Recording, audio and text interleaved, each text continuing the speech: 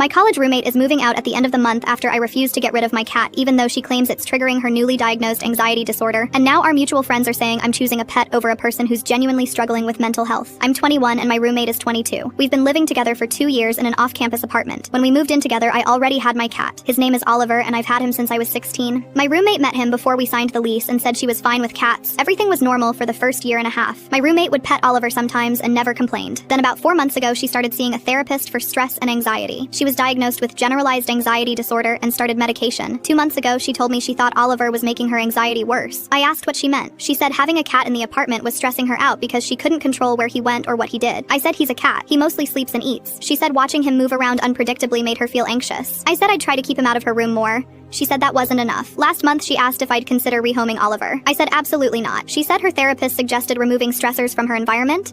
I said, I'm sorry, but my cat isn't a stressor I can just remove. She said her mental health should matter to me. I said it does matter, but Oliver's my pet and my responsibility, and I'm not getting rid of him. She said I'm prioritizing an animal over her well-being. I said I'm not prioritizing anyone, I'm just not willing to give up my cat that I've had for 5 years. She said if I cared about her, I'd understand how serious anxiety is. I said I do understand, but having anxiety doesn't mean everyone around you has to completely change their lives. She said that's easy for me to say because I'm not the one suffering. She started spending more time in her room. She put a towel under her door to keep Oliver from going in. She asked me to keep him in my room when she was home. I said I can't keep a cat locked in one room all the time. She said then she can't live here anymore. I said that's her choice. She said I'm forcing her to move out. I said I'm not forcing anything. She's choosing to move out rather than live with a cat. She talked to our mutual friends. They started messaging me saying I should compromise. I asked what compromise they had in mind. They said maybe I could keep Oliver at my parents' house for a while. I said my parents live 3 hours away and I'm not giving up my cat. They said it's temporary until my roommate's anxiety is better managed. I said anxiety disorders don't just go away and I'm not rehoming my cat temporarily or permanently. One friend said mental health is more important than a pet. I said mental health is important, but so is not abandoning a pet I've had for 5 years. She said I'm being selfish. Another friend said my roommate can't help her anxiety and I'm making it worse. I said I'm sympathetic to her anxiety, but I also can't completely restructure my life around it. My roommate found a new apartment and is moving out in 2 weeks. She sent our friend group a long message about how hard it's been living with me